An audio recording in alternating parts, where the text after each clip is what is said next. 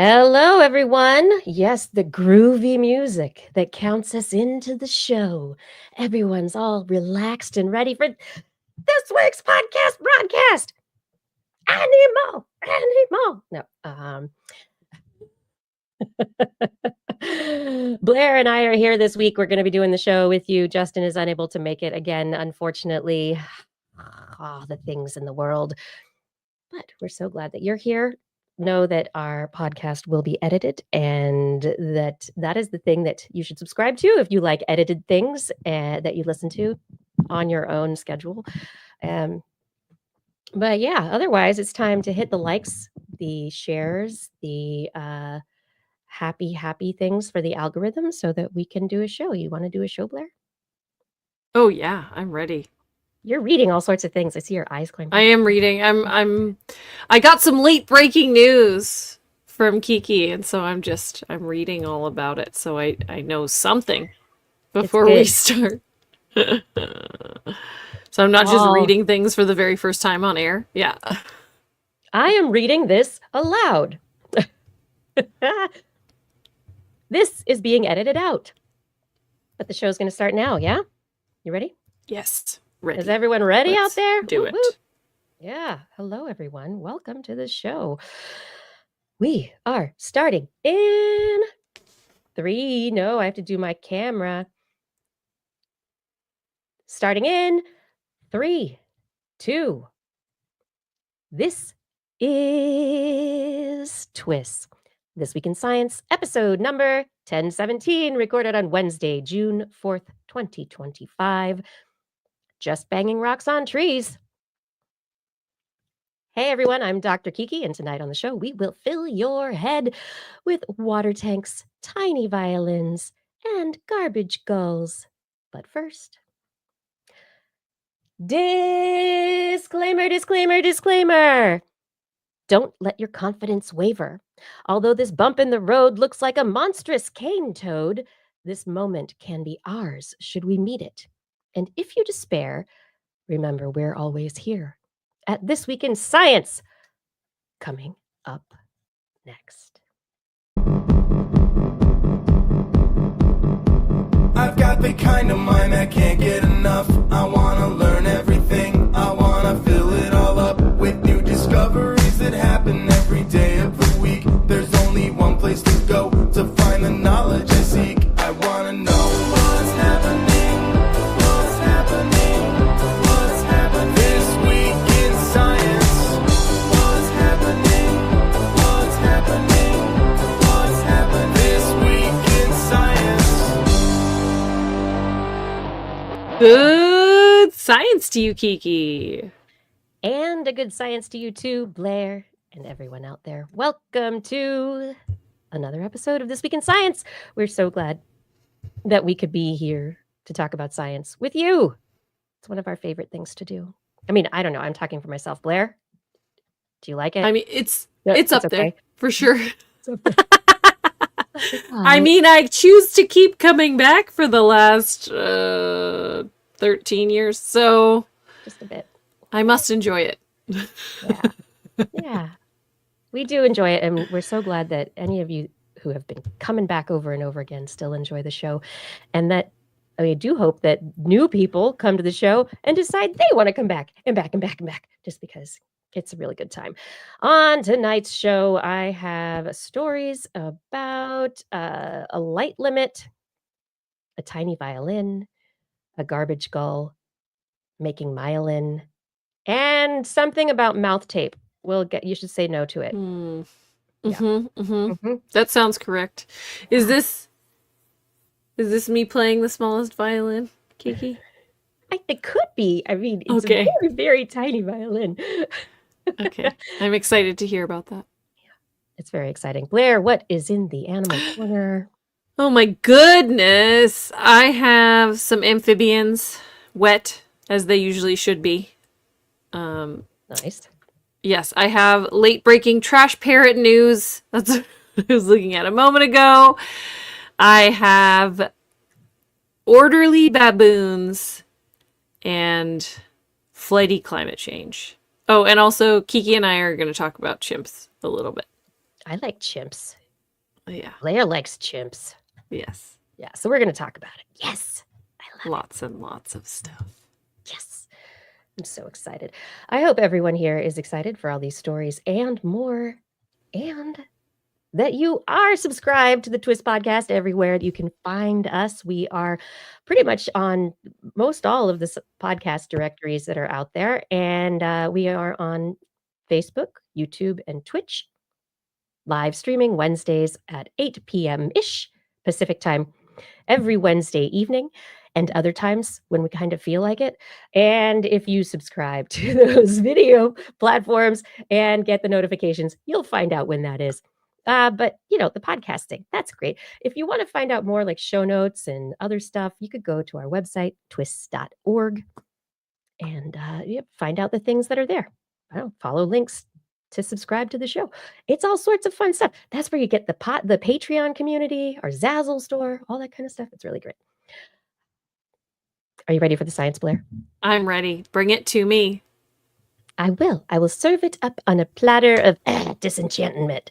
Okay. There's been a lot of news this last week coming out about what really is going to happen to the future of American science. We have the big, beautiful bill that passed the House and is sitting in the Senate right now and being debated. And it currently is set to massively reduce science funding across the institutions within our government. So National Institute of Health, National Science Foundation, NASA, NOAA, CDC, you name it. These organizations are being gutted. And for like a general sense, it has been calculated by people, and this is a post on Blue Sky, but that the numbers would take us backwards 25 years. That seems low, honestly. I think that, I mean, so yes, there's the initial take back, but then I feel like there's the lag in progression. That means we're going to go back 25 years. So we're going to be in the year 2000, and then we won't progress for the next 4 years. So we will stay 25 years. So then we'll be 30 years behind. Like, I think that's the two pieces, right? There's like the rollback, and then there's the lag of return. And I think it's not, so this 25-year rollback of R&D is not the same as the educational pipeline, the talent pipeline, the funding that is being cut to grant programs, training programs, efforts to bring more people into the sciences to actually benefit American scientific research and development. So, you're right. The timeline, although these cuts will pretty much take us back 25 years, we're also going to have the lag because of the talent pool and bringing development back up, manufacturing back up, our ability to actually compete and to get collaboration with international scientists, to collaborate on national projects like the International Space Station, which this week it was reported that NASA, because of budget cuts, has pulled out of the annual International Space Station Research and Development Conference, and additionally, another conference that's an international conference for astronomy and space science that they fund. And so these two conferences that are international conferences where NASA, it's an opportunity for NASA to go, look, world, look what we're doing. Maybe you should launch stuff with us. Maybe have contracts with us to do stuff. They're not doing that. And so where's it going to go? Who is going to pick up the slack? How is this? I thought space was one of the things that like this administration was all into because of Elon, but and so this is very interesting. Another bit of NASA information. One of Elon's cronies, Isaacman, the businessman who funded one of the recent SpaceX launch that did the high altitude evac maneuver to test new astronaut suits. He was in line to be the head of NASA, but Trump and Elon got in a fight, and so that didn't happen. And everybody was kind of okay with Isaacman because he's really pro-space and everything. I don't know. No, I don't know exactly what I said that, but I don't know exactly what went into that decision. So there are going to be other people being considered for heading up NASA. We've got a lot of issues with NSF. NSF, its budget is going to be potentially reduced by 57%. So from a little over 9 billion to 3.9 billion. And all of it is pretty much from getting rid of STEM training opportunities. Mhm.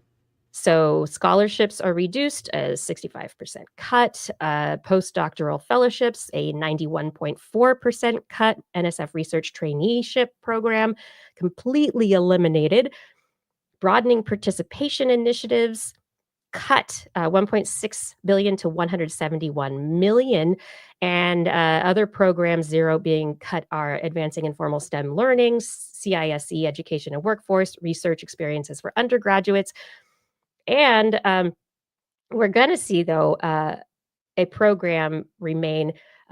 That's the Tribal Colleges and Universities program, HBCU Excellence in Research, some other programs, but massive budget cuts. So the TCUP, which aims to increase the number of Native Americans in STEM careers, will receive 7.1 million compared to 16.5 million. Additionally, NIH is going to be severely cut. Indirect costs at universities capped at 15%, which is going to limit the ability of universities to support research initiatives and labs with equipment that could support collaborative opportunities.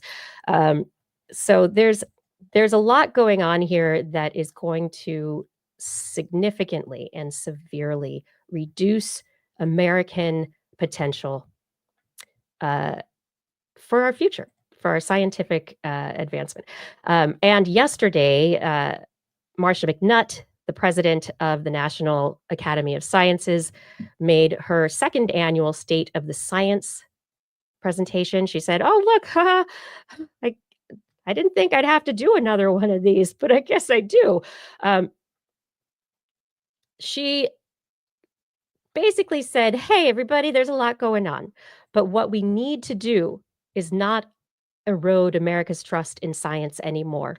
We need to work on building trust, building communication, and push our ability to remain a world leader in scientific innovation." She says that we need to build a culture of innovation, so budget cuts are not going to help that. We need a national research strategy involving basic and applied research so that there's data-informed analysis that leads research efforts to maximize impact.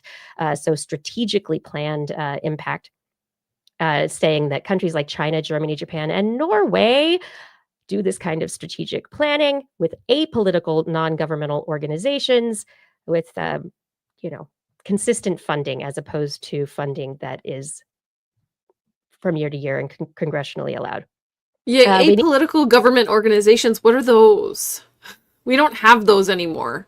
well, supposedly the National Academy of Sciences is supposed to be one of those, where the National Academy of Sciences is external to the government. They do get governmental funding for their research and reports that they do, but they have to get external funding to maintain Right. but they are a congressionally mandated organization of scientific leaders, of academics that are supposed to advise Congress, that are supposed to advise the government. That's the National Academies, everyone. That's what it's supposed to be doing. Yeah, she said we need more international collaboration. So, hey, don't cut those indirect costs. We also need, she said this, that red tape regulations need to be reduced. So there's a lot of reporting, there's regulations involved in NIH, NSF grants, and a lot of these governmentally funded research programs that impact the ability of researchers to actually do research. So that researchers are spending a lot more time doing paperwork and making sure that formatting is correct as opposed to actually doing work that would be valuable. Yes. And it's true. But I think along with this, as a science communicator, I would say that the government should be prioritizing science communication funding so that there is NSF, NIH funding for budgets, for universities, for researchers to hire professional science communicators to do communication work for them when needed, so that that's taken care of. And it's another bit of stuff that is off the researcher's plate. That's what I think. I think it's so strange. Obviously, it's being heavily normalized, all these strange things that are happening all around us. But I just think it's so strange that funding is being severely cut to things that no one in the history of American politics would ever consider cutting funding to, because you're physically doing harm. You shouldn't physically be doing what feels like intentional harm to other humans via legislation, and that shouldn't be allowed to happen. And the idea that you're like, no more cancer research, it's fine. Like, that's a crazy thing to say. We're spending too much money on cancer research. Cancer research gets to stay. I think that's one of the ones that gets to keep its funding. But there are like 3 main areas that get to keep their funding. It's like cancer research, nanotechnology. I don't know. It's interesting. Okay, well, anyway, but yes, disease in general, right? Like, even if you want to take all the other science out the window, but like disease-based research, things that will directly save lives, cutting funding to those is wild. But we're also cutting funding that involves, invasive species, invertebrates. Oh, of course. How about climate change? All of the climate change research. Yeah. All of the climate change communications funding. Noki lost a huge NSF grant. Like, it just, It's a big sea change, and I think it's very interesting. And I will caveat the National Academy of Sciences report or presentation with the information that the National Academy of Sciences has been in the red for the last 2 years by significant millions of dollars, and is probably going to have to cut some 250 people very soon, and cut programs of their own because of the changes in funding and, congressional or administrative wants. Priorities. So it's an interesting time to be doing science and be a science communicator and wondering where this all is going. And on that note, what I will say is that this is in everyone's power to have a voice on. The big, beautiful bill is not yet passed, and you can call or contact your representatives, your senators. 5calls.org is one great place to go. There are places you can go. You can make your voice heard and have a voice. It may influence. And very often, the senators, they're just waiting to hear from the people that elected them. And if there's a big enough clamor, it might just change things, because I think there's enough happening right now that if people spoke, if people said things, that it needs to be more though than it's ever been before, because for some reason every day, 3 times the politicians are not listening in the same way that they have historically. There's different pressures, there's different things happening that are making Congress make weird decisions, and so there is an opportunity to sway them, but you have to try harder, harder. and there are scripts, and like you said, you can go to 5 calls, they'll give you a script. You can go to other places where they'll give you a script. You don't even have to come up with what you're going to say. You can write a letter to the editor in your local paper. Try and talk to people.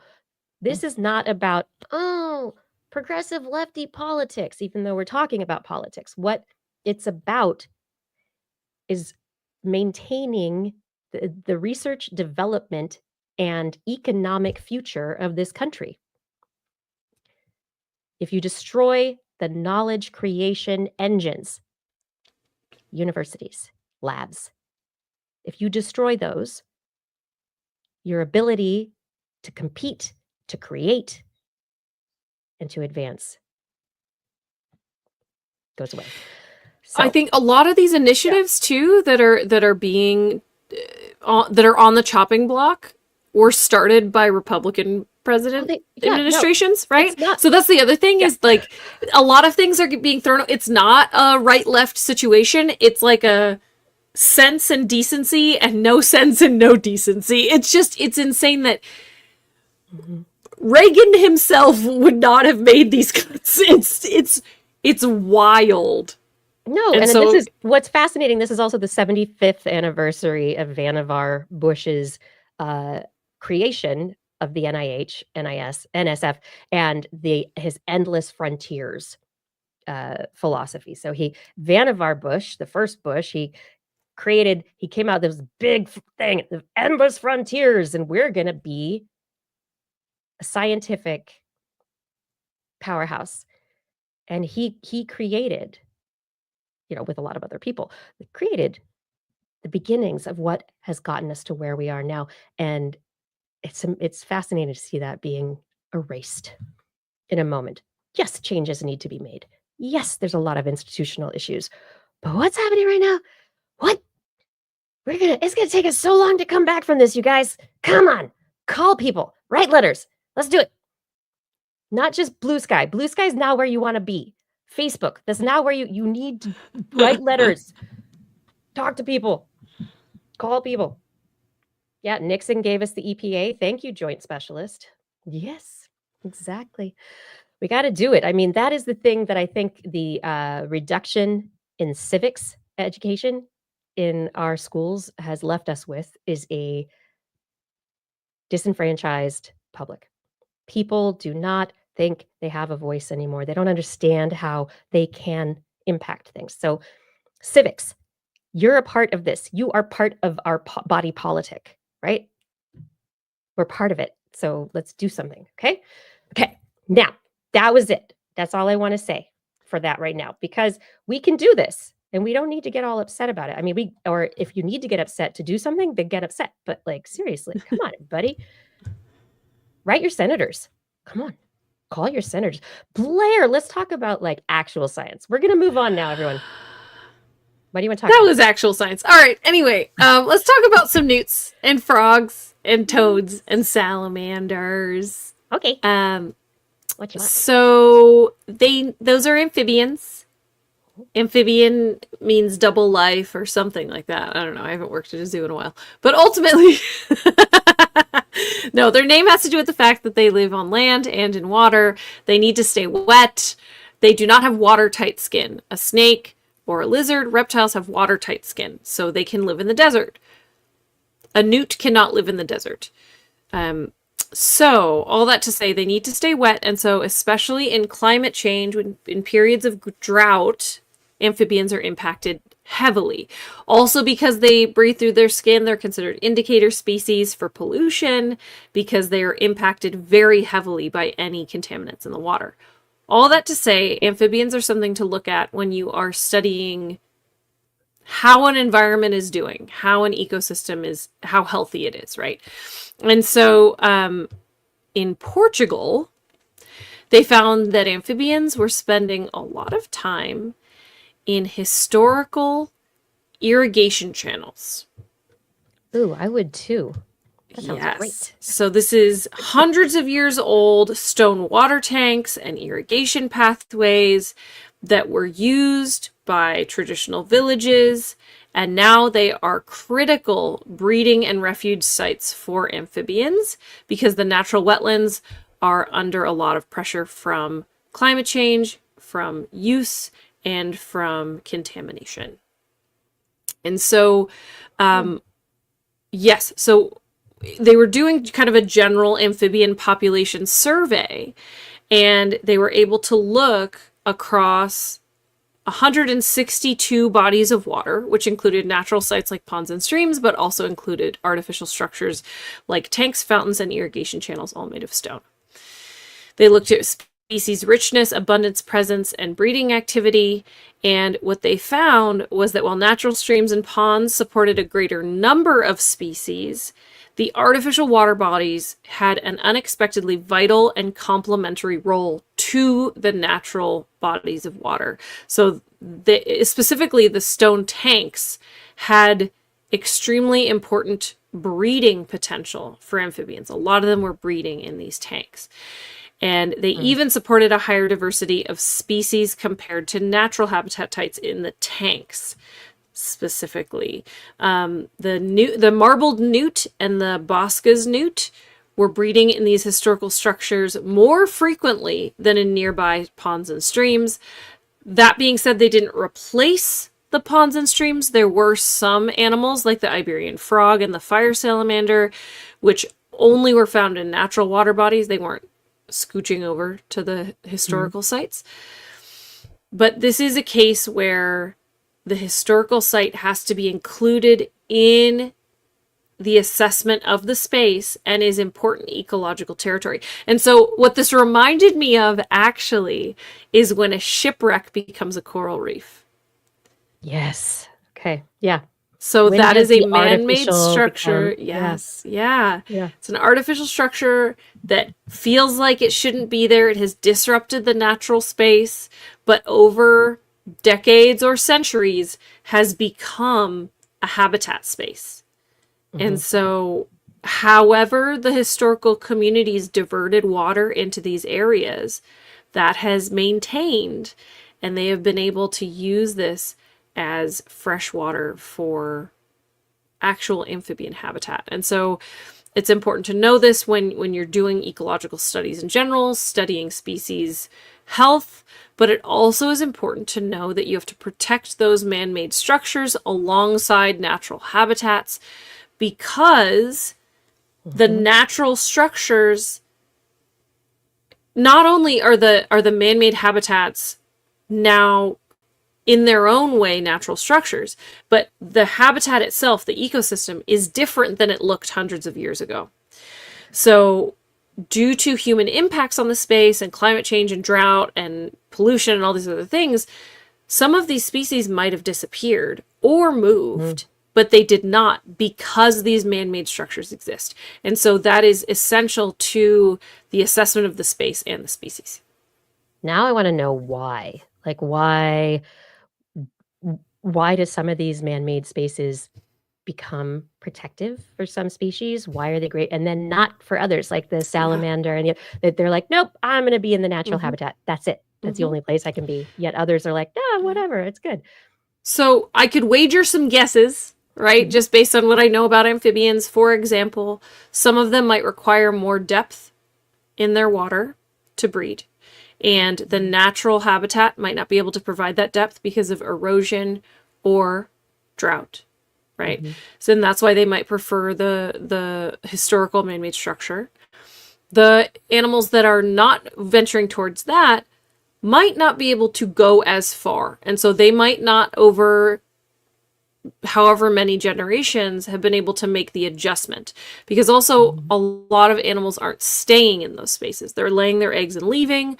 Yeah. What is it? Or, Is it the tiger salamander? It's one of them where the salamanders, they're born in one little vernal pool and then they crawl through the undergrowth of the forest. Basically just they search for another vernal pool, and so they're on a journey, right? Yeah. And so some of that could just have to do with the radius. How far away are these historical structures from the pools that they're born in? How many streets do they have to cross? Yeah. This is like not Frogger, salamander. I don't know. Right. Is it a newt that really needs to stay pretty wet, or is it a salamander that can walk for a couple days in moist soil and they're wet enough? It all depends on that kind of thing too, for sure. Also, what do they eat? Yeah. Is there food over there in the historical spaces, or is it not? Okay, this is something I was thinking of. So these historical spaces, though, here in the United States, I'm looking at some of these little pools of water. They look like they would grow mosquitoes really well. And like in a lot of communities here in the US, it would be like, get rid of it. We don't want the mosquitoes, right? Or if there's enough frogs and salamanders, right? Yeah, absolutely. And if there's enough amphibians, maybe it's not that bad, the mosquito problem. Maybe laying eggs in a pool that's going to have mosquitoes in it means your babies are going to have plenty to eat the second they hatch. Okay, so now what I want to do is take a whole bunch of amphibians to Canada. Yes. Absolutely. Take amphibians everywhere. Except for cane toads. Don't take cane toads. No, and I'm not gonna. No, we're not going to do any kind of movement of biological species. Yeah.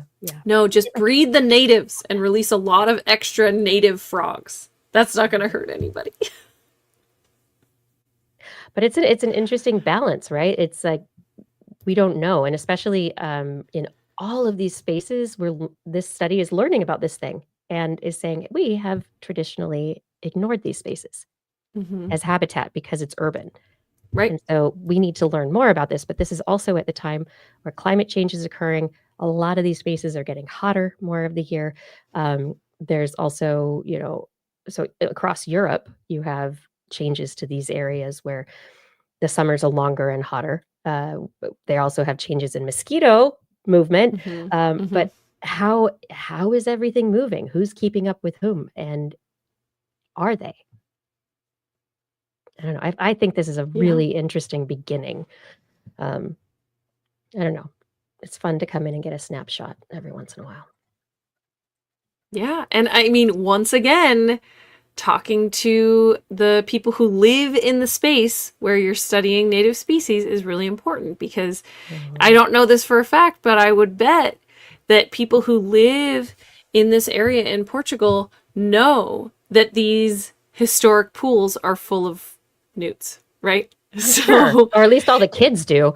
Yeah, oh, absolutely. And so you would expect that they would be aware of that. I don't know if researchers would know to check there, right?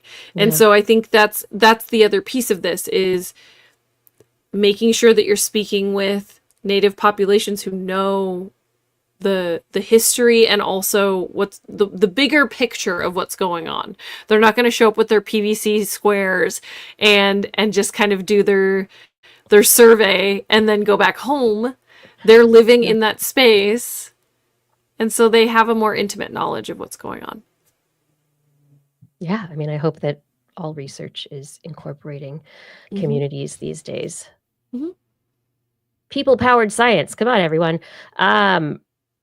Speaking of powering science, artificial intelligence is doing so much these days. And this is actually a cool story. This isn't the chatbot kind of stuff. This is algorithms, models based on neural networks.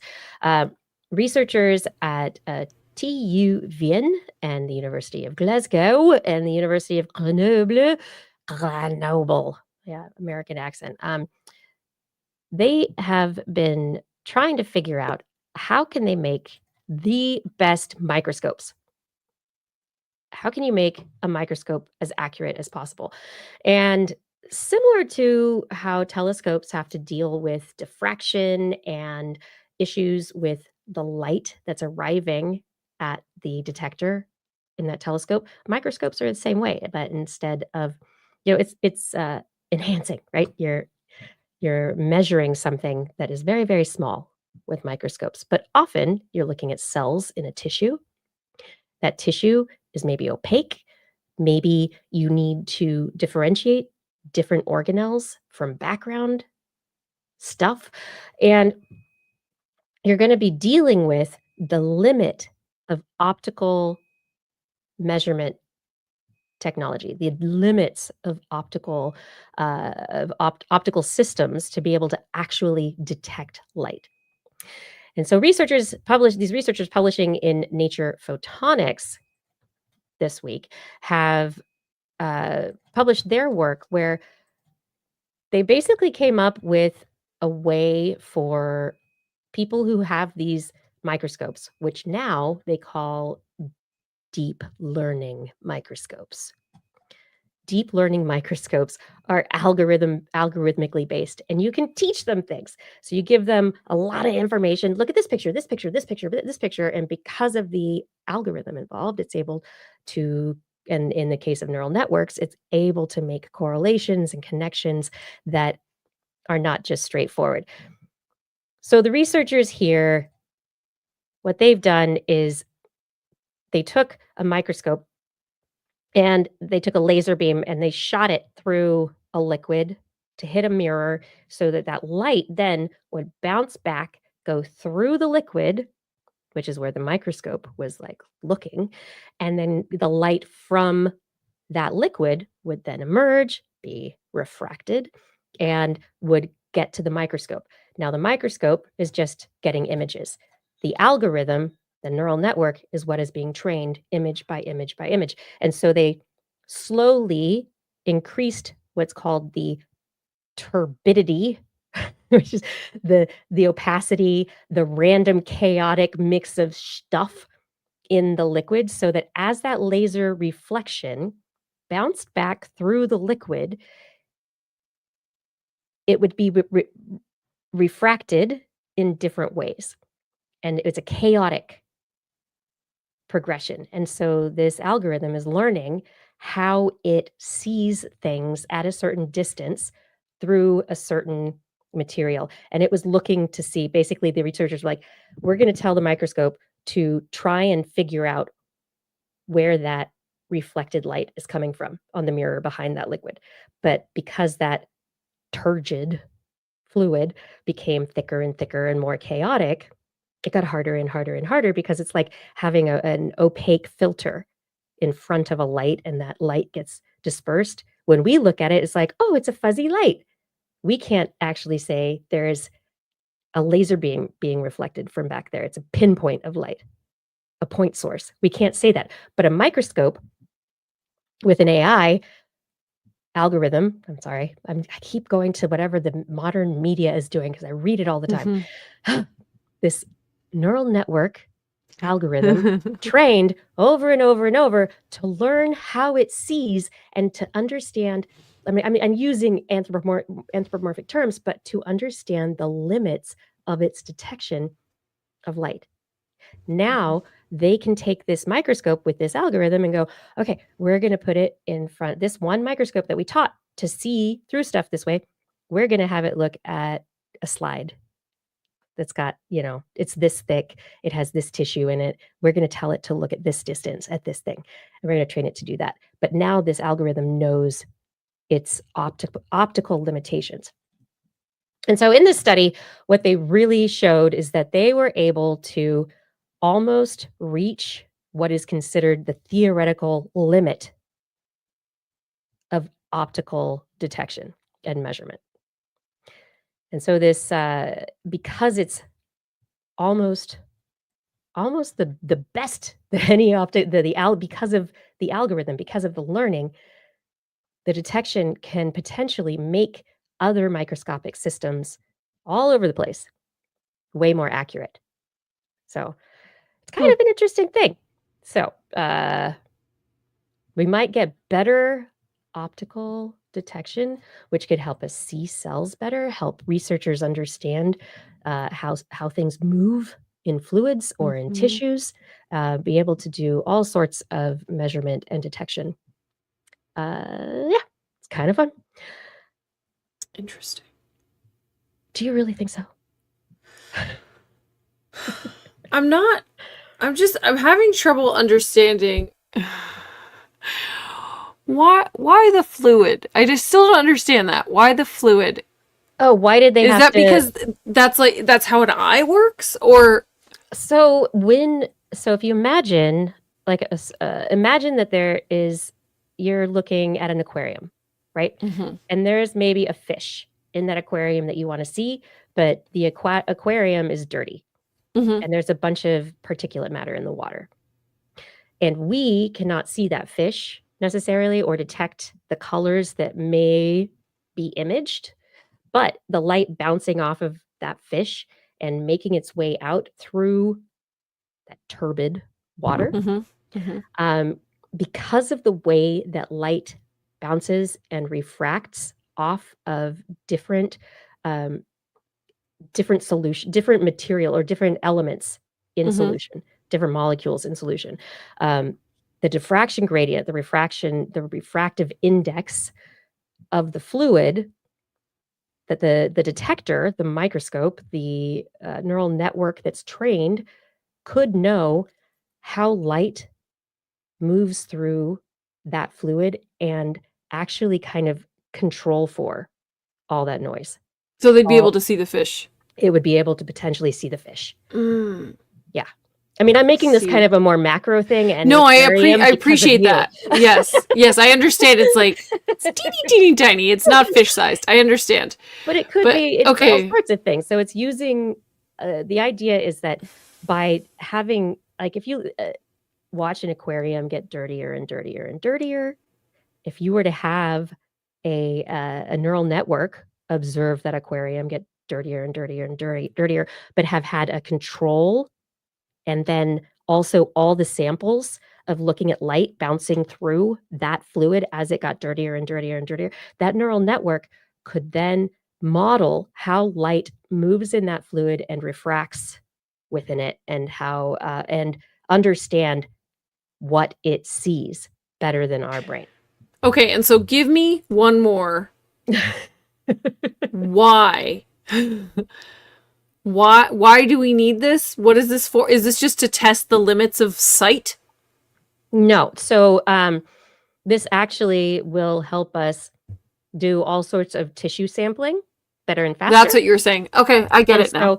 So instead of having, yeah, I mean, we'll have to have people do control observations and measurements for a very long time. But right now it's like you can have an algorithmic microscope basically say, I see this mitochondria in this tissue over here. And we're going to do, and if you have a tissue that you sliced a whole bunch of times or whatever, that algorithm could then actually give you information that is specific to that one particular mitochondria. And it doesn't have to be a graduate student who followed that mitochondria through that particular sample. Yeah. Oh my gosh. Okay, so it is interesting. I'm just like, it was very theoretical still to me. So I get it now. And I mean, thanks for asking the question, because you know, in my head I was like, I think I understand it, you know, and then, you know, but you got, it's for tricorders. It's for absolutely. Tricorders. Yeah. Misha Baroque is saying, I wonder if they could use that yellow dye that they make Cheetos from that makes you see through your skin. I actually asked my husband this exact question earlier. I was like, why do we need an algorithm when we have yellow dye number 5? Come on. Waka, waka, That's waka. right. Yeah. Oh my gosh. But anyway, yeah. And this is not one of those, I think, scary things. I think this is actually improving our ability to detect and measure. And so by making things more accurate, and I think it's really fun and could have the potential to give us lots of information and save lives. Less AI for ads and scams, more AI for healthcare, please. Yes. AI to help science do science. Do the science. That's what I want. I want algorithms to help do the work. I want algorithms to find cancer a year before we would. That's what I want. Yeah. There was some news out this last week, I think, or recently, that detection algorithms where doctors or people would go, oh, there's cancer in that, or, you know, trying to detect, like, people are still slightly better than the algorithms more of the time. But algorithms are also starting to become very, very good. But I don't know, who else is becoming good with lots of practice, Blair? Oh, parrots? Is that what we're talking about? Maybe. So some of you keen-eared listeners will remember the trash parrots. This is in Western Sydney in Australia. There are cockatoos who have figured out how to open trash bins to scavenge. They're sulfur-crusted cockatoos. And they're so good at it that they keep outwitting the humans who are trying to lock up the cans, creating what scientists describe as an innovation arms race. And that's what I reported on, I don't know, probably 2 years ago. Yeah, I think so. But something interesting has happened since.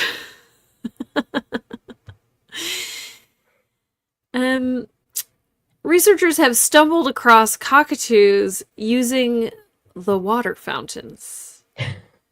And Why not? Everyone needs water. these weren't like motion sensor water fountains. They weren't a simple push. No, it was the spring-loaded twist handle that I remember from like elementary school that has the little knobs on it. You have to turn Those aren't it. Yes. easy. No, they are not easy to use. And this particular group of cockatoos are using both feet, as we see in the video that Kiki's playing, to manipulate the twist handle. Then they kind of use their body weight, which isn't a lot because they're a bird. They weigh like a pound, to turn the handle clockwise, keep it from springing back, and then drink water. Around 50% of the time, this is successful. So it's not guaranteed successful, and it's not easy, as Kiki was saying. It's not an easy thing to do. They have to work for it. Yes.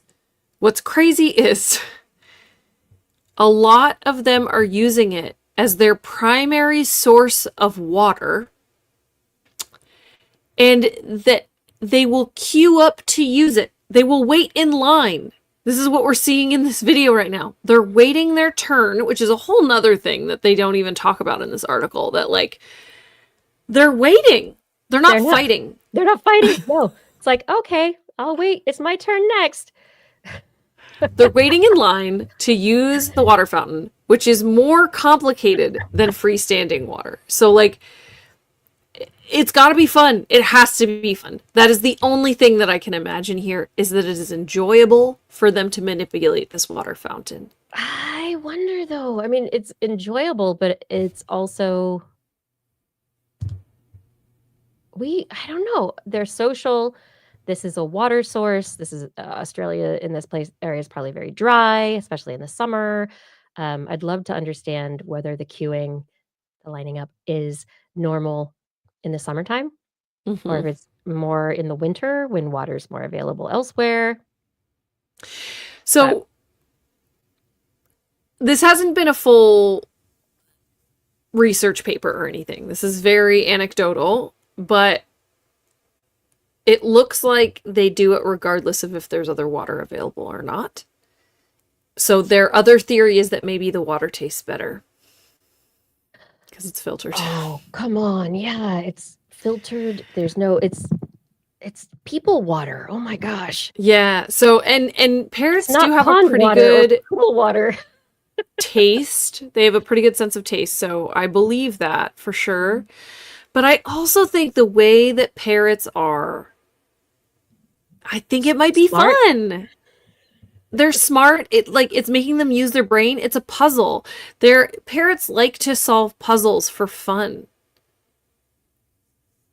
So I don't know. I kind of think it's like, oh, I can get my water this way, and I get to like do this fun toy to get my water. Okay. But at the same time, we see parrots fight over toys and fun. Also that. Yes. It becomes a wrestling match. It becomes a whole thing. Yeah, so I think the discipline to sit and watch and wait their turn, I think, is fascinating. I think it's important. Some of the researchers need to be thinking about, why would birds wait? Why did birds create their own cue? Like, yeah, truly wild. I thought that was a people created thing for like elementary schools and the DMV, and I don't know. You want a tiny violin, Blair? Of course I do. If you could play the world's tiniest, smallest violin, who would you play it for? Myself. Obviously. Isn't that the point of the small violin? I'm so upset. You are so. I play this violin for you. It's tiny. You can't see it. Yes. Anyway, researchers at Loughborough University have just published their work in creating the world's smallest violin with nanotechnology, nanolithography. So technically, they didn't like build a tiny violin, but they did create a lithograph using nanotechnology to create a little tiny violin that is so much smaller than a human hair. 13 microns wide, 35 microns tall. This, what they believe is the world's smallest violin, is small enough to within the width of a human hair. Joke's on Yeah. them. I made one that was half the size of a human hair, and I didn't tell anybody. I just, because I played it and it was gone. It's made of platinum, and a human hair is typically 17 to 180 microns in diameter. Tardigrades are between 50 and 1200 microns. So this is much smaller than a tardigrade. And this was a test project. So what they wanted to do, create this nanolithography system that would allow research projects to develop next generation computing devices and identify new materials and methods that would support that. So the researchers say, though creating the world's smallest violin may seem like fun and games, a lot of what we learned in the process has actually laid the groundwork for the research we're now undertaking. They're doing experiments, probing materials, using light, magnetism, and electricity, and seeing what happens. And so at the nano scale, once they understand how these different materials behave, they can figure out whether or not they can utilize them for computing efficiency, energy storage, harvesting, etc. But anyway, why a violin? For the title. Yeah, pretty much. They figured, I mean, if we're gonna do something, we're gonna make it really small, and oh ha ha ha, tiny violin. The entire laboratory, the nano Fraser, it's a nano sculpting machine. It uses thermal scanning probe lithography. And so basically it's like a little teeny tiny not a laser etcher, but there's like a needle like that writes the patterns. A little nanoscale needle tip that etches patterns in the nanoscale. Yeah. So also, to be clear, this is not a tiny violin. It is a tiny image of a violin. It is. It was a needle etched image of a violin that is smaller than a human hair. Because I of course I didn't expect it to play, and I didn't expect it to be 3-dimensional. I understand all those things, but I thought it was like cut out in the shape of a violin. It was the shape and size of it's etched. So it's basically there's this teeny tiny tape that's like 20 microns wide or something like that, and so there is an image etched on this tiny tape. Yeah. So, but it's it's like a computer chip, but there's no chip stuff on it. It's a little teeny tiny violin. So a little layer of platinum got deposited on the chip, and then that etched cavity was filled with the platinum, and lo and behold, you have a platinum tiny violin. Even better. Yes, it is. Apparently, it took about 3 hours to create this violin once they figured out how to get it to work. You can't see it without a microscope. And here's a picture, and I know that people in the audio podcast will not be able to hear this, but there is an image of how the tiny violin appears next to a human hair. That's cool. Little tiny etching of a violin, tinier than the hair. Is that blonde hair or brunette hair? Because they're pretty different. Well, I don't think it's curly. Fair. It's pretty straight. It's not. I just remember in high school or college or whenever, taking one of my hairs and taking my blonde friend's hair and putting them next to each other under the microscope, and it's pretty, like you were saying, it's a difference of thickness, almost 10 times in thickness or something like that. It's crazy. Yeah. No, not 10. What did you say? 50 to 180, I think was the okay. So the three in some times. It depends, though. Like, some people have thick Yeah. hair, some people have thin hair, Yeah. and curly hair, they brunette, like, there's all sorts of things in there. The science of hair is fascinating. But anyway, this was about a tiny violin that doesn't play for you or anyone. But it's just a picture. Everyone, thank you for joining us for This Week in Science. We have finished our first bout of stories, and I just want to say that I really appreciate you being here. And if you love TWIS, please make sure you get friends to subscribe. Make sure you are subscribed wherever it is that you need to get your podcast or your video streams. We love to have you as a subscriber. If you can head over to twist.org, click on our Patreon link, you can become a member of our supporting community. Any amount is great. Honestly, any amount you can give helps us keep going.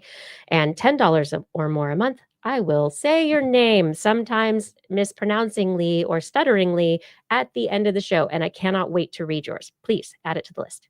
Come on, do it. There's also a Zazzle link at twist.org, and that is where you can buy cool TWIS merchandise. So you can have a t-shirt or a hat or a mug or tote bag or a towel or even a bolster pillow. There's some really cool Blair's Animal Corner art projects that are shirts and all sorts of things over there. It's amazing. Blair's done some amazing work over the years. Go check it out. Twist.org. Click on the Zazzle link. Help support TWIS, because we really can't do this without you. Thank you for your support. All right. It is time right now to come back to that time in the show. What time is it? Oh yeah. It's time for Blair's Animal Corner. She loves our creatures, great and small. Biped, millipede, no pet at all. If you want to hear about animals, she's your girl.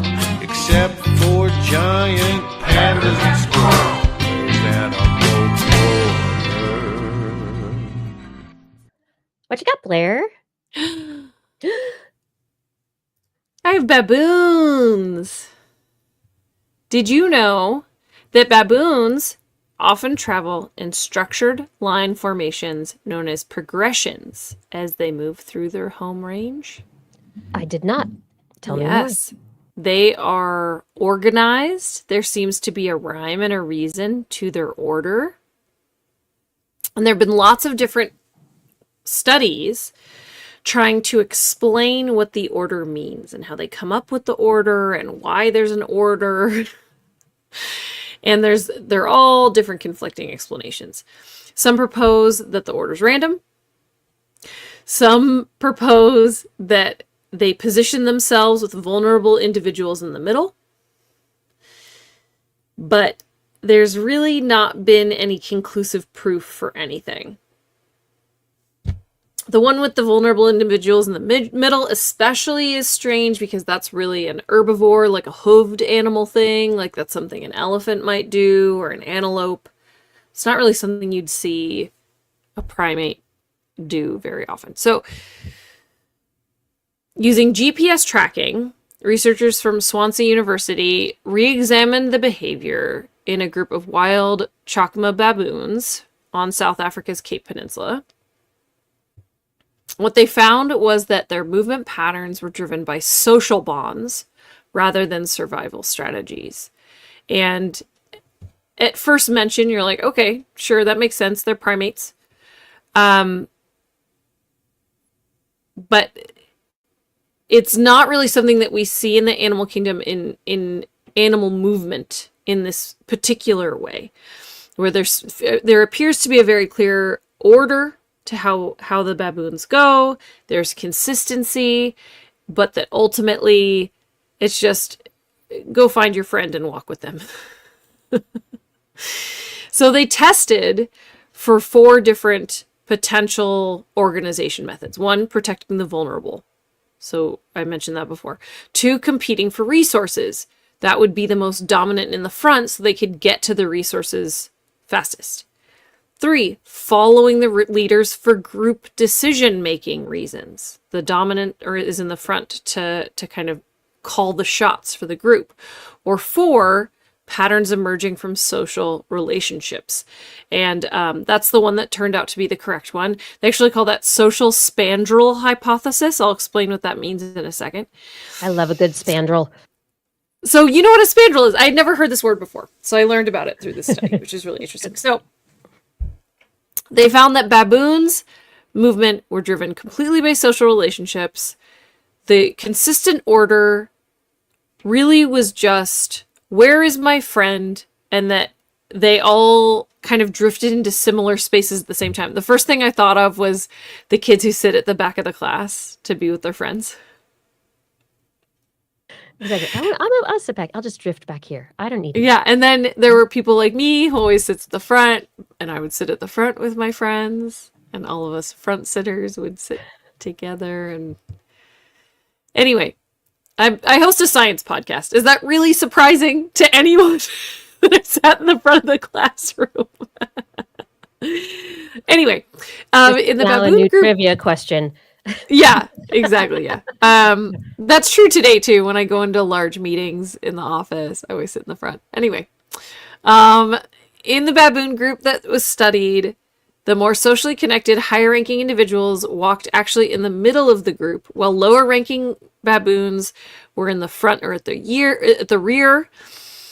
And that is because they knew where they were going. They didn't need a leader. But they also weren't worried about vulnerable individuals in the middle. Like, they were just kind of going. Everybody knew where they were going. They just sat where they wanted to sit, sort of thing. And so this introduces this concept of a social spandrel. So, Kiki, what's a spandrel? A spandrel is an evolutionarily very interesting and confusing kind of thing. Yes. So you're correct. This is what I learned, is the word is actually an architectural term. Yes. It's like a flare. It's like, where's your flare? Yes. Yeah. It is the triangular space that emerges as a byproduct of arches placed side by side. So it's the flare in between two arches that doesn't have any function. But it does, because if that weren't there, then the arches, or if it weren't the flare that it was, the arches would fall down. Right, but it's there because the arch is there. And so the arch has been designed and erected in a particular way. And as a result, there is a negative space that looks a particular way. And so in biology, a spandrel is a trait that arises because it is a side effect of something else that was selected for. And so in this case, travel patterns among baboons emerge naturally from social affiliations and are not a strategy. So baboons terrify me. I think they're beautiful. Yes, as they should. Yes. They're terrifying. Yeah. And so to find out about this, they line up like the cockatoos for the water fountain when they go for a walk. It was a little bit like spiders, cooperating. The kind of, are they like, is this a strategy? What are they doing? How are they why are they doing it like this? I was very concerned for a minute, so I'm glad it's a spandrel. Yeah. They're just hanging out with their buddies, which of course there is an evolutionary impact to that. There is improved reproductive success and survival rates amongst baboons with strong social bonds. So reinforcing those social bonds is an evolutionary advantage. So just hanging out with your friends on the long walk is an advantage, but the order is a complete byproduct. So there you go. Cool. So it could be anybody in a certain order, depending on where your friends, where you all kind of end up in that walk. So spandrel, social spandrel. Anyway, I think a lot of people here just learned about social spandrels. That's the word of the day, everyone. Social spandrels. Yes. And moving from social spandrels, to climate change, I have a study about birds and climate change. So we talk a lot about how plants and animals cannot escape climate change. But usually the one animal that could is birds, because they can fly. Their entire thing is flying south for the winter, escaping the temperatures they don't like, right? And so there's a narrative that it's like trees can't migrate, turtles can't migrate, slugs can't migrate, birds can migrate. A new Yale study actually looked at the escape abilities of birds from a warming world, and unfortunately, the news is not good. Research tells us they cannot move fast enough or far enough to keep up with climate change. That's essentially the whole story, but I'll give you a little bit of data. Yeah. But like trees, we've been talking for a long time about climate change and how it's moving faster than species are able to. And this has been a big question about birds, the plant species, the insect species that they feed on, that they nest in, that is it the ecosystems that are impacting the speed of the birds? Or is it good question, the birds limiting themselves? Right. So we don't know. Also, does it matter? Because I mean, in the end, it doesn't, but it's the kind of thing where if we could influence it in some way. Right. Like no, and for that reason, it does. Can we move an ecosystem? Like the question is, can the birds fly farther than they're flying? But they're not, because their niche is not following them. So if they flew to a place they've never been before, there's no familiar food, there's no familiar habitat, there's unfamiliar predators. You're out of luck anyway, right? So that's a really important point, is even if birds could escape climate change, would they ultimately perish anyway because they're being thrust into a completely unfamiliar space, right?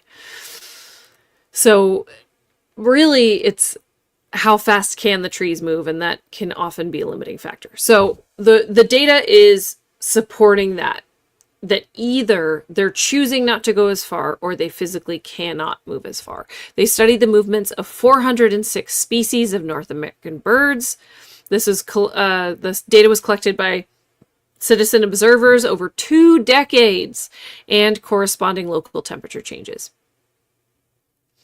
During the summer, bird species on average relocated between 40 and 50 miles north during the period covering the data. And sometimes they relocated to higher elevations as well, which, as I used to teach in my Zoomobile program about climate change, when you use elevation as an escape from climate change, there's an inherent problem in that you have less space to move than if you're moving latitudinally. Yes. So you can go north and north and north until you hit the North Pole. But if you're on a mountain, you can only go so far up. And you're stuck. For many reasons. Yeah. Yeah. So, anywho, a lot of these bird species relocated. On average, the northbound movement helped birds avoid a temperature increase of about 1.28 degrees Celsius. That's a lot. But that was only about half of the temperature increase they would have experienced if they stayed. So that means on average, they still experienced a 1.35 degrees Celsius increase in temperature during the summer months compared with the temperatures in their original home range. So they still had a 1.35 degree increase even with their movement. So they didn't outpace climate change. Climate change still caught up with them, even though they were adjusting their territory. During the winter months, birds had only minimal success in limiting exposure to warming. They experienced only an 11% less warming than had they not moved at all. So winter, by and large, was unsuccessful for them to relocate. In the winter, birds experienced on average 3.7 degrees Celsius increase in temperatures over the 20 years. That's huge. So overall, more than 75% of birds managed to reach slightly cooler climates, but some species like the cactus wren, which is from deserts and arid systems in North America, didn't move at all. So they were susceptible to climate-triggered changes in the environmental niches. So like a desert bird didn't move. That's bad. It's hot. The deserts is already very extreme. And right, so, but if you see like the videos coming out of Death Valley in the summer, still bad though. Like even if you're used to the desert, it's bad now. Those poor little birds. Cactus wren are so wonderful, and they have like no, there's canyon wren. Cactus wren are different, but the canyon wren. But Well, all wrens are all of actually them. really cute, I think. I love wrens. They're just the cutest little. They're like the mice of the bird world. Yes. Oh man, that's really good. Yeah, so by and large, the bird species capable of flying long distances were the best at limiting their exposure to warm climates. So that follows the hypothesis that capability, like physical capability of movement, does factor in, because Yeah. the ones that naturally fly farthest were the best at relocating. Okay. Makes sense. But species that were less mobile, they didn't go as far. And so, they really had to, they had similar movements to reptiles and mammals in the area. Actually, they weren't that different, even though they had wings. So there's yeah. a lot of research in the bird, like nomadism, like migration, or birds that just stay home. And what they have found is that any bird can just stay in one place, right? You can be that. But the birds that are more likely to migrate are actually more usually generalists, and they have larger habits, and they have those larger flight abilities. They have figured out how to adapt to changing food availability, and they, instead of staying in the same place, and like a mountain chickadee maybe, or a black-capped chickadee storing nuts for the winter, they're like, I got to get out of here, and they fly away. And so the specialists are the ones that are in trouble, because they're the ones that kind of stay in one place because they're specialized, and that is like, they don't fly as far. They're usually in that one little place, and that's like, even though they have wings, they are so specialized to their niche. They're creatures of habit. Yes. They're not going to go anywhere, and they're the ones, like people who are like, you'll have to pry me out of my home, the ones that ignore the move. flood warning and then end up on the roof. Yeah. Yep. Yes. So the researchers draw kind of a larger conclusion that this is very concerning, because even these animals that have the physical capability to move out of these climate impacted areas are not able to move as much as we would expect. And so, of course, that means that less mobile species are obviously at a large impact as well. And so, because how are they going to, they can fly a little bit, but when are they going to be like, oh, I got to get my energy and then fly a little bit further and get my energy and fly a little bit further? They still have to do that adaptation. They have to do that population level change, which it's not going to happen fast enough. And if you're a lizard or a mouse or a tree, you're really in trouble. Yeah. So it does change the picture of climate change and the movement of species, that birds are not this kind of like get out of tree free is what I was going to say. That's incorrect. They don't have a free ticket to get out of the climate change impact zone, basically. So it's more complicated. Some species did. Some of them do, but definitely not all of them. It's going to impact diversity. But, might as well cut all climate change research funding. Who cares? Yeah, right now. It's time. Let's do it. Yeah, sure. Anyway. Oh my God. Kiki, you had wanted to talk about chimps last week. Do you want to introduce this last story? No, it's your animal corner. Oh, okay. All right, I'll do it. It's fine. Yes, it's yours this week. I was like, I hope Blair brings it next week. Oh my gosh. Yeah. Perfect. Yeah. Hey, chimps play the drums on trees. We knew that already. News at 11. Yeah. No, we talked about, again, I don't remember how long ago this was, but we did talk on the show about how chimps kind of drum with their hands on tree bases, and the research concluded that it was actually a long distance communication method, which is insane in and of itself. It just boggles my mind. Yeah. But this new study, this is a 5-year study, They looked at video footage at 5 distinct locations where there were chimp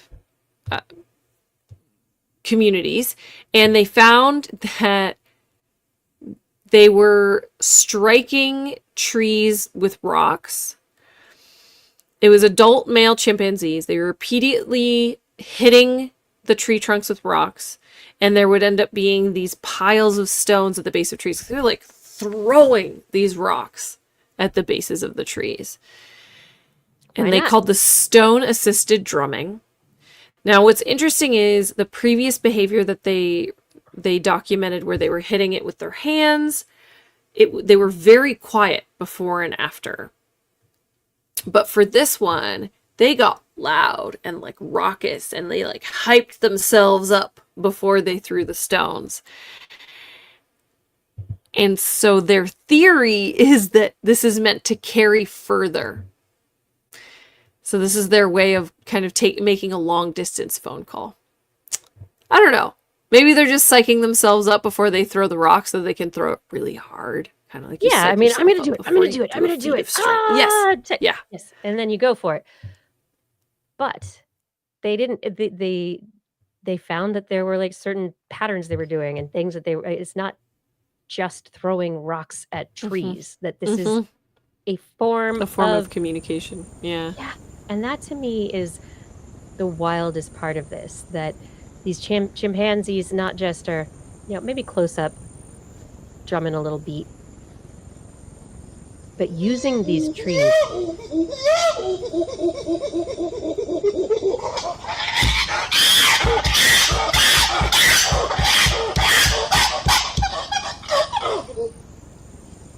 Yep, there was that. Terrifying.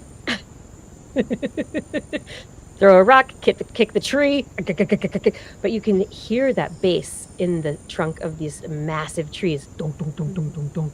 And these root systems penetrate the earth, and there's probably some aspect to this that other chimps are very interested in. I think it's interesting that these trees can take this beating also. There are some trees that I've seen, particularly in North America, that could not handle this. But I'm sure that this is not all trees, right? This is trees that can take it, and the tree in the video that goes along with this story has definite wound. Yes, it has been big old wound. Yeah, but it's a massive tree.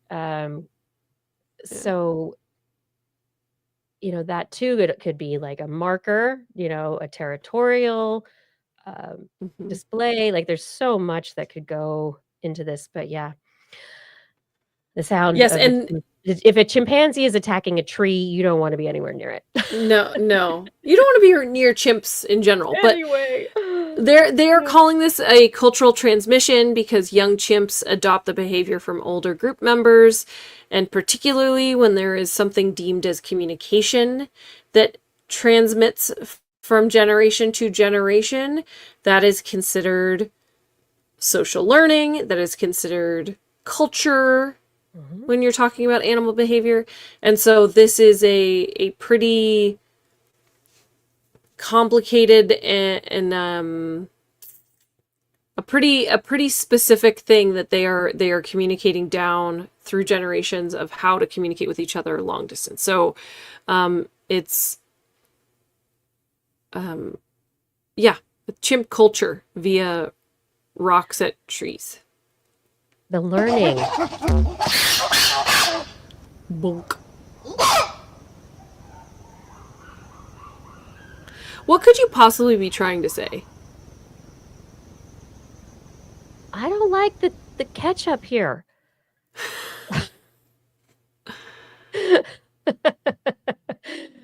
But when are you coming home? Later. The distance where you have, yeah, exactly. I'll come home later. Hey, I saw another chimpanzee over here. Oh, there's a squirrel.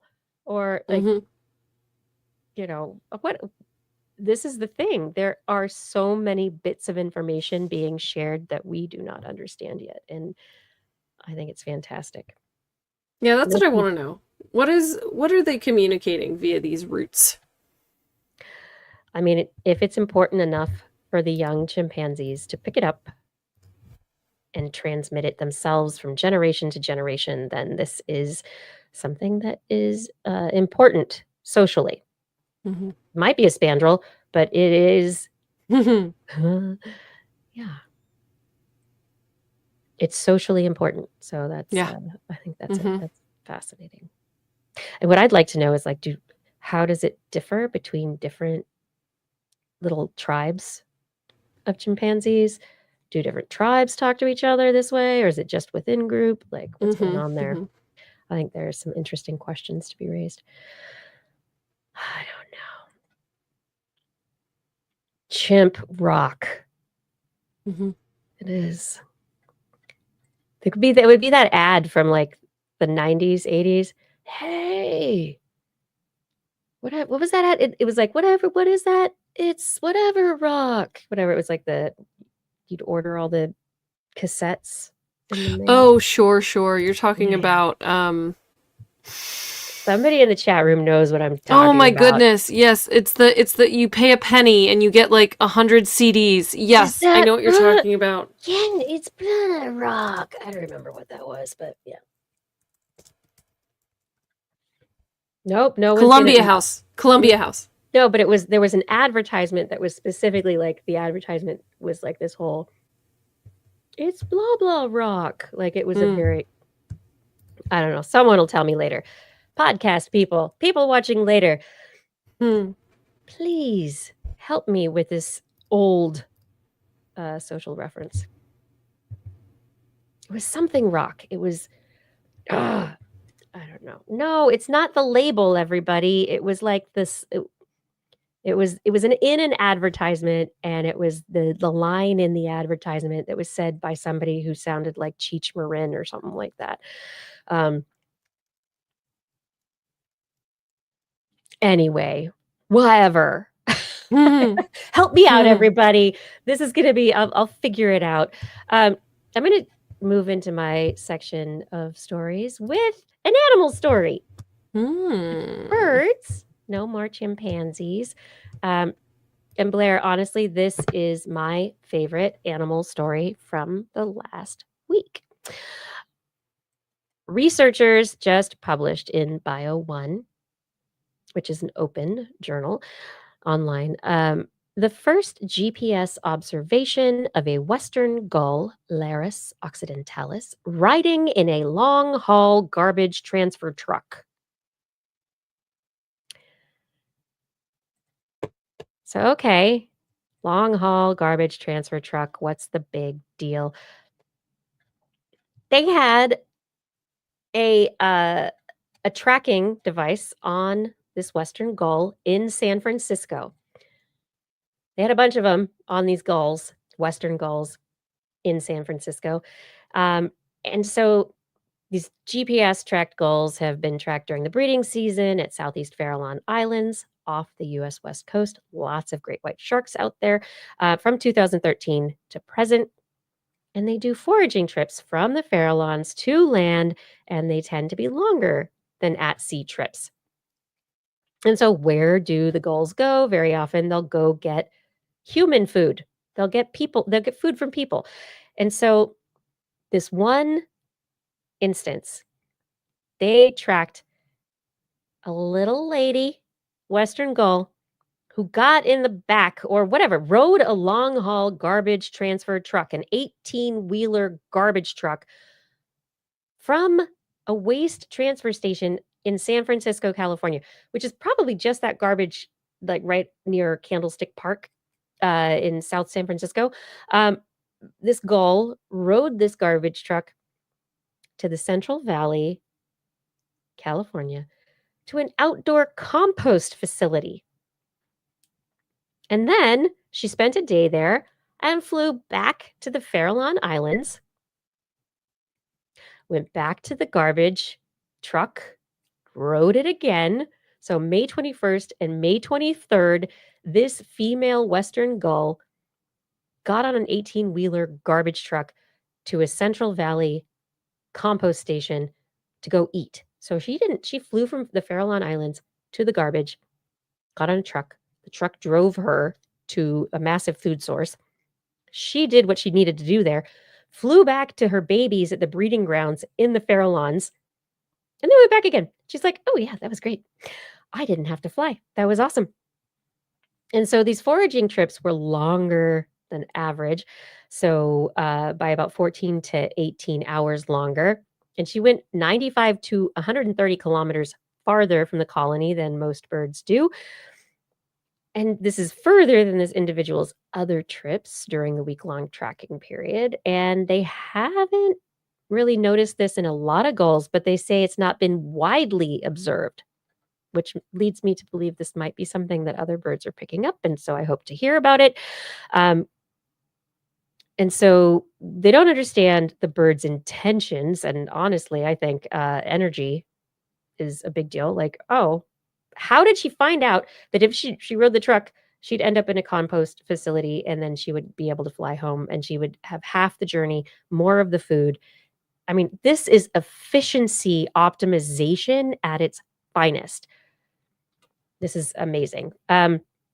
So the next time you see a Western gull in a human garbage dumpster or on a beach or wherever, just give them a nod and say, "Yeah, I know, you're smart.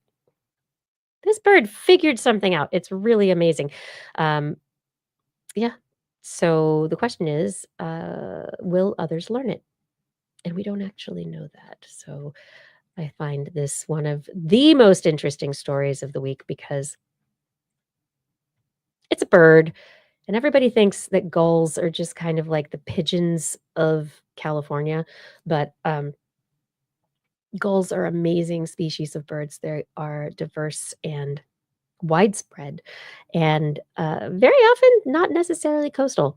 And so gulls are generalists in terms of species that are able to adapt and find new food sources and create new behaviors like this one. Um, yeah, they have long developmental periods. So a lot of gull species will not actually be mature until their fourth or fifth year. And so they'll be with their parents for several years before they're actually off on their own as breeding adults. So gulls are actually very interesting. And so when you say seagull, it's not just a seagull, it's a gull, right? Okay, so I'm giving you birder geek advice. So we're going to move on from the first time anyone has seen a gull riding a truck to a compost station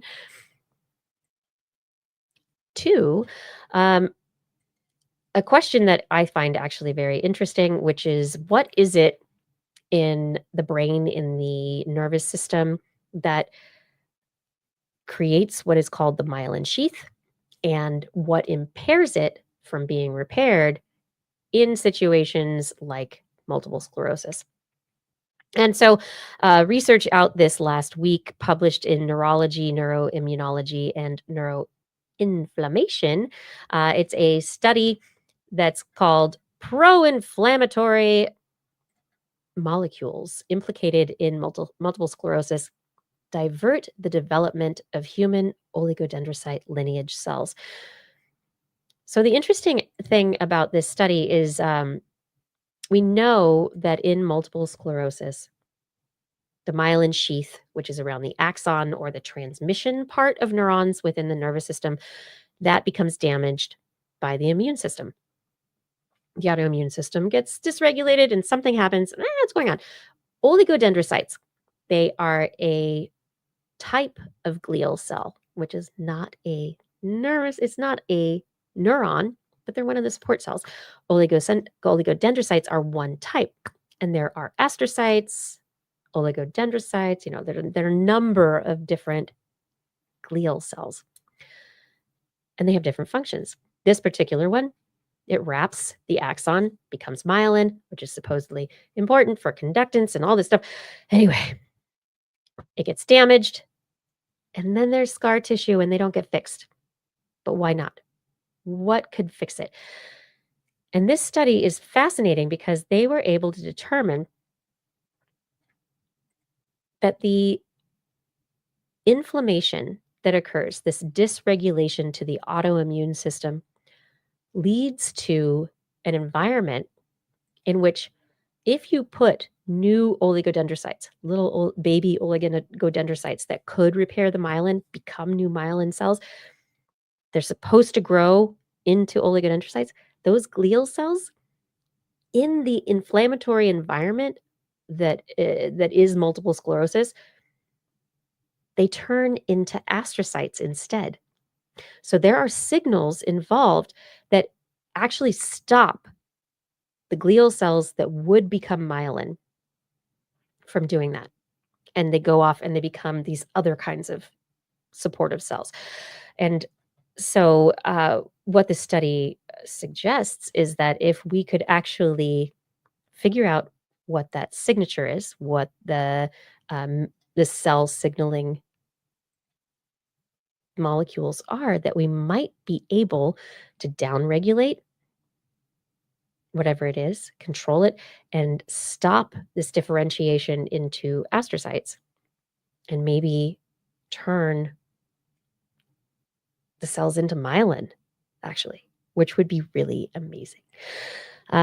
So there's a potential for being able to repair myelin that is natural and that it's part of what the body's doing, but it has to do with reducing the impact of inflammation on these particular cells. The other aspect of the study that I think is really interesting is just the pathways that get shifted. So you pull a lever, you go down a different track, right? You get switched from one track to another.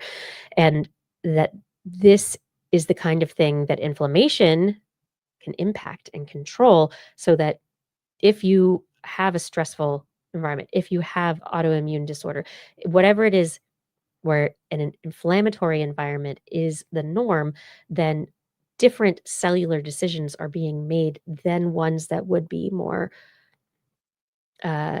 supportive for long-term survival.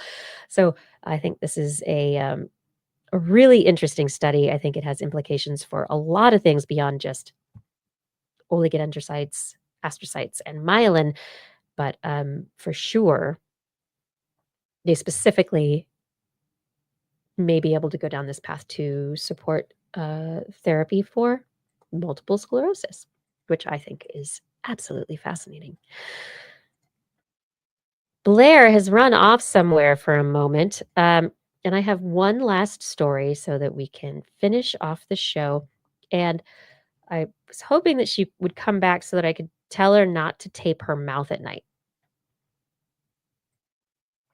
What? What am I talking about? Apparently, there is a huge trend on TikTok where people in videos are taping their mouths shut at night to uh, keep from getting wrinkles or to help themselves with uh, with jawline definition, energy levels, sleep apnea, oral hygiene. Anyway, it is a viral phenomenon where people are taping their mouths at night because influencers on little video platforms are saying it's good for you with absolutely no support. So you know what? People have studied it. Apparently there's a few studies, right? And so yay, this week, scientists from London Health Scientists Center and the University of Saskatchewan College of Medicine just published a study where they reviewed a bunch of those studies. And oh, guess what? They're not very good studies. Great. The data, they looked at 10 of the most relevant research papers, 213 patients in total, to even look at what was going on with this hyped, I don't know, self-improvement therapy. Anyway, the studies were looking at how the mouth taping might influence things that people wanted to be treating: sleep apnea, nasal obstruction, mouth breathing, jaw definition, etc. And in them, of course, these people were monitored in controlled laboratory environments. In 2 papers, they did actually see a mild improvement in patients with mild sleep apnea. And so this was basically how many times did they kind of stop breathing during sleep? When was blood oxygen saturation dropping during sleep? But it was not really significant. So there was a little bit there. And really, the researchers write in their paper, which is the thing that I think is the most important. Studies showed that mouth taping offered no differences and even discussed potential risks, including asphyxiation in the presence of nasal obstruction. And again, I quote, there are potential serious detrimental health outcomes to those with nasal obstruction who seek oral taping as a means to ameliorate their mouth breathing, obstructive sleep apnea, or sleep disordered breathing during sleep. And really, you're sleeping, everybody. Come on. You're sleeping. And here you are. Here you are. Sleeping. And then you tape your mouth, and the only thing you can breathe with is your nose. And if you have allergies, if you have any, please don't do this. Okay? Don't do it. This is not the way to do it. All right? I'm just saying it right now. The conclusion from the abstract of this paper, the social media trend of mouth taping for individuals with mouth breathing, sleep disordered breathing, or sleep apnea has been reviewed based on the data presented by these 10 different studies. It seems that there's a potentially serious risk of harm for individuals indiscriminately practicing this trend. Further studies are required to elucidate any clinical benefit this practice may have. So, everyone, I'm just gonna ask you to not just. And these aren't like cinnamon challenges or whatever. It's like, oh, you're gonna help. This is gonna help you. TikTok is not a place to do research. Okay, like. I'm really, really concerned for people in the world today. I really am. Oh, influencers, thank you very, very much for creating a need for researchers to actually discover whether or not taping your mouth shut while you sleep is advisable. Blair, are you going to come back for a second for the end of the show? Are you done? Oh, it's the end of the show. I think I've done it. I think I have done all the stories. And Blair doesn't have any more stories. So I don't know. I'm guessing there's a child. Oh, Blair cannot. I didn't know there was a heart out. I'm guessing it was a child. So, on that note, thank you for answering the question, Blair. Thank you for being here tonight. And everyone, thank you for joining us for another wonderful episode of This Week in Science, talking about all the science that we declared fit for discussion for this week. Really appreciate you being here. I've got to give some shout outs to everybody tonight. Shout outs to everyone in the chat room right now, wherever you are. Thank you for being here, for chatting and being a part of this conversation. It's always so fun to be able to see your comments and your questions and be able to incorporate them, because this is a whole conversation. We are a community. Fada, thank you for your help with social media and show notes, especially last week at the last minute cancellation. Gord, Arnlore, thank you for manning these chat rooms, helping to keep them great places for everyone to hang out. Identity 4, thank you for recording the show. Rachel, thank you for editing the show. And I would like to thank our amazing Patreon sponsors for all of their help supporting us on Patreon. Thank you to Robert Norlin, Robert W. Farley, Lauren Gifford, Dana Lewis, Eden Mundell, Ali Viola, Aaron Anathema, Arthur Kepler, Craig Potts, Mary Gertz, Teresa Smith, Richard Badge, Bob Coles, Ken Northcote, George Corris, Pierre Belazar, John Ratnaswamy, Chris Wozniak, Vigard Chefstad, Donna Styles, aka Don Stylo, Ali Coffin, Schubert, Don Menace, PIG, Stephen Alberon, Daryl Myshak, Andrew Swanson, Fredis 104, Sky, Luke, Paul Bernavis, Kevin Reardon, Noodles, Jack, Brian Carrington, David E. Youngblood, Sean Clarence Lamb, John McHugh, Greg Gurley, Mark Hessenflow, Steve Leesman, aka Zima, Ken Hayes, Howard Tan, Christopher Rappin, Richard Brendan Minish, Johnny Gridley, Remy Day, G. Burton Lattimore, Flying Out, Christopher Dreyer, Artyom, Greg Briggs, John Atwood, Rudy Garcia, Rodney Lewis, Paul Flip, Shane, Larson, Craig Lander, Sue Doster, Jason Olds, Dave Neighbor, Eric Naplon Makes, E.O., Adam Mishkan, Kevin Parajan, Bob Calder, Marjorie, Paul D. Disney, Pecoraro, Tony Steele. Thank you for all your support on Patreon. Can't do it without you. And to everyone out there, if you would like to support the show, please head over to TWIS.org, click on that Patreon link, and become a supporter on an ongoing basis. Help keep curiosity and science within our minds. Help us do this.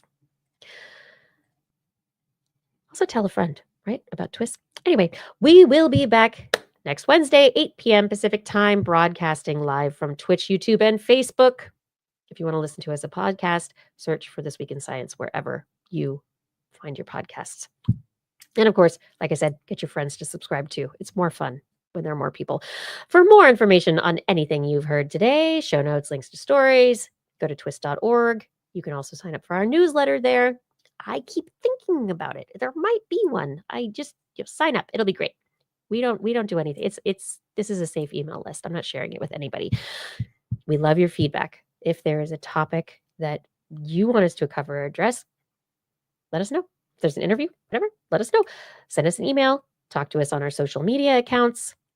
Put TWIS in the subject line if you're going to be emailing us so that your email doesn't get spam filtered into, oh goodness, the gullet of a gull who's on a garbage truck heading out to that Central California compost facility.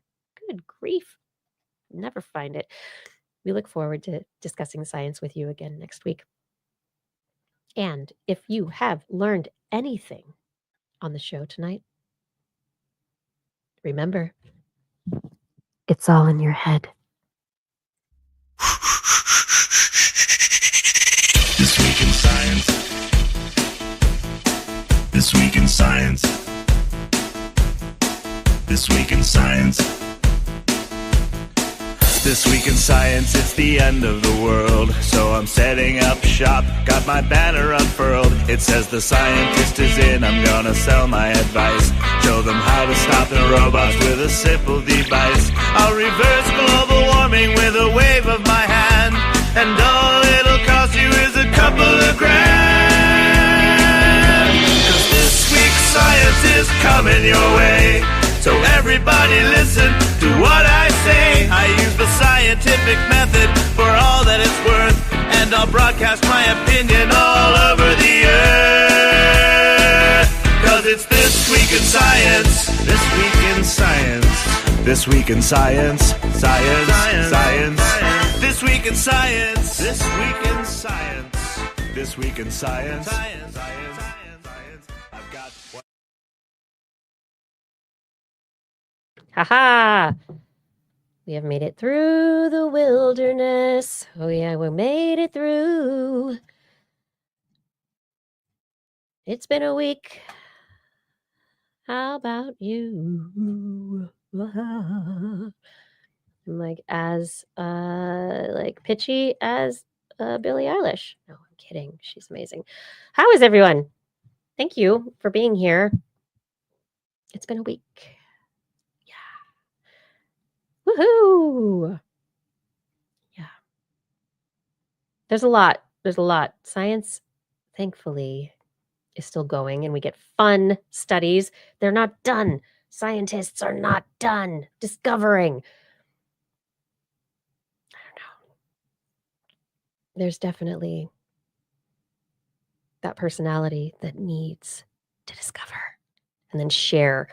And that's me. I want to share. I want to ask questions. I want to share. Thank you for being here and enjoying and appreciating and asking questions and joking and making comments. It's all so good. I love it. Blair, thank you so much. I'm guessing that I should probably, well, shut you out of here in a minute. But yeah.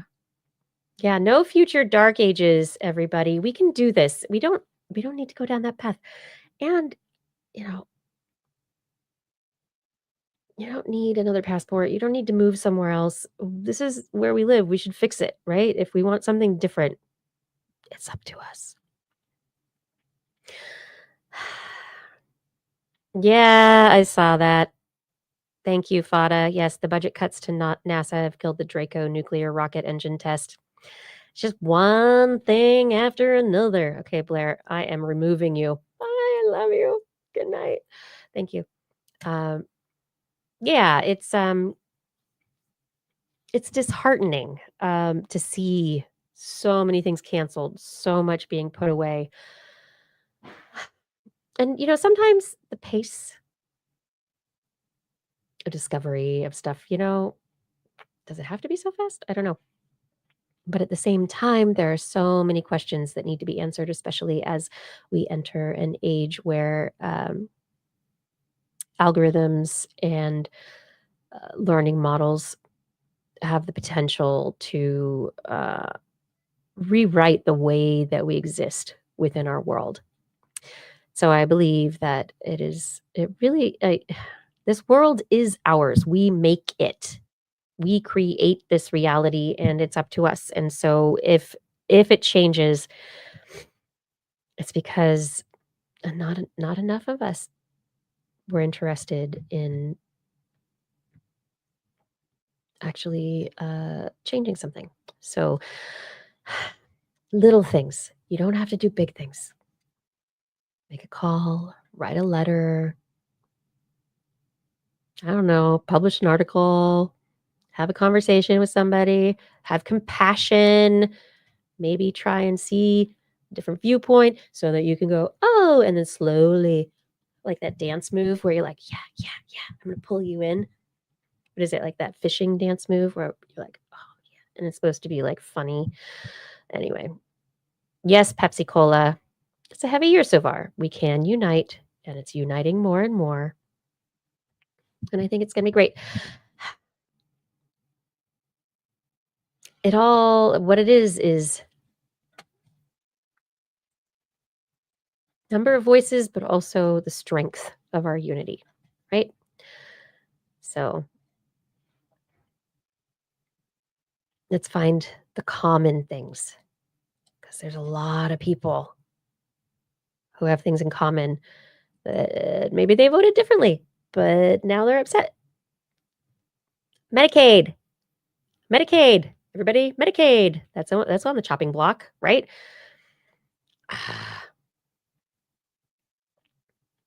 Misha Baroque, I think that is like one that statement. I'm on the fence of thinking they should fix what we have here before we get off into space. And I agree. Part of it is sending these missions into space.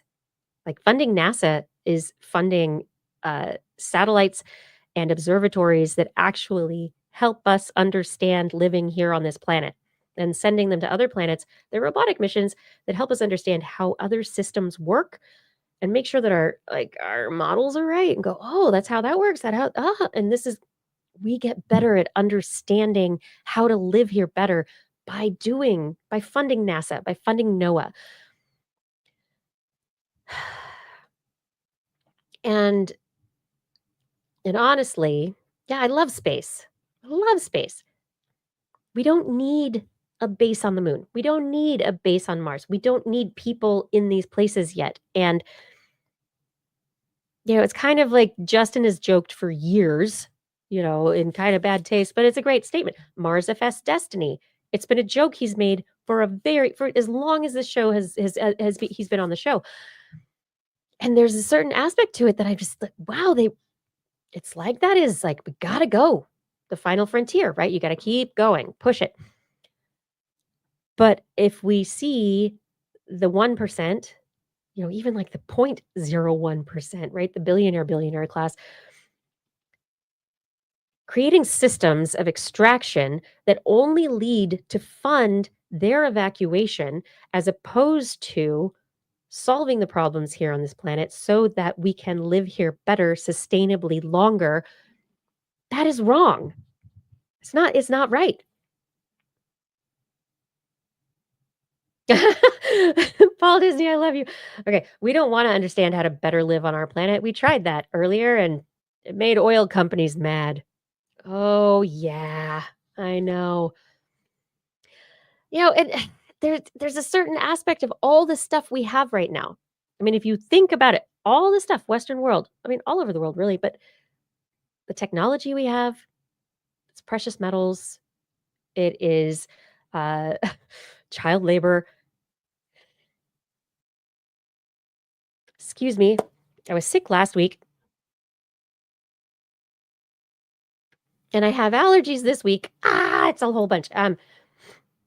Yeah, so our phones, our computers, this whole push for artificial intelligence, the power centers, the computing centers, all of this is going to be extractive.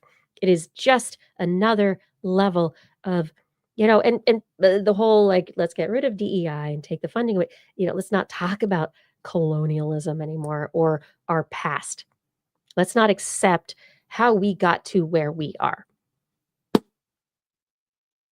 We got here, and this is where we are, and this is how we've done it. And can we look at it and go, we could do this better? How can we figure out a way to what do we value? And how can we create social value, sustainable energy, um, and systems that are based on that can still be capitalism, but based on a currency that is related to social good and uh, renewable energy. Like how many watts of solar power did you make this week? Oh, solar panels are bad too. Like, we'll get it better. Yeah, don't tape your mouth. Exactly. Come on. There are better ways, and the power structure knows it, and they are entrenching, and this is part of it. And unfortunately, it necessarily involves decimating science, education, and free thought. So I think sure, if we've got solar panels, but where did the materials come from to create the solar panels? How about it's a full circular economy where the extraction, the people, the processes, all of it is incorporated into the cost and then the benefit output. And so the question today is for a lot of these quote unquote AI systems that are being produced, how much actual profit how much is it really going to be worth? They're like mushing the numbers around all over the place. So it somehow is going to be okay that we put billions, trillions into creating these heavy water use, heavy element, precious element use systems that make energy more expensive for people. Like the whole thing is this weird shell game. And will it ever be profitable? Because the cost benefit analysis, the full circle economic analysis has yet to be done. And that is, I don't know, so often I come back to that. What's the cost benefit ratio? And more often than not, somebody's lying. Wouldn't it be great if people told the truth? Oh my god, it'd be so good. I like the truth. Okay. I like to be silly too. My brother texted me and said he got me a present because he said it was the kind of thing that would just make me happy. And it really made me think how much sometimes we just need to have things that make us happy. We need to do things that make us happy. Not everything needs to be considered all the time, but we should do our best to live. within the system. Yeah. You guys are great. Thank you so much. I need to go sneeze some more. My allergy. Took a Benadryl before and perk myself up, and now I'm like getting stuffed. Yeah, several. Paul, you see the dangers of ceding all control of the world to bean counters. They don't see past, present, future benefits or consequences. Only beans, and within chunks of 3 months. Yeah, quarterly bean counting. Hi, can we do an analysis of the lifetime? So from conception to end of lifetime. So like how it's going to go back into the waste stream and be reused, and how's that going to work? Who's paying for it?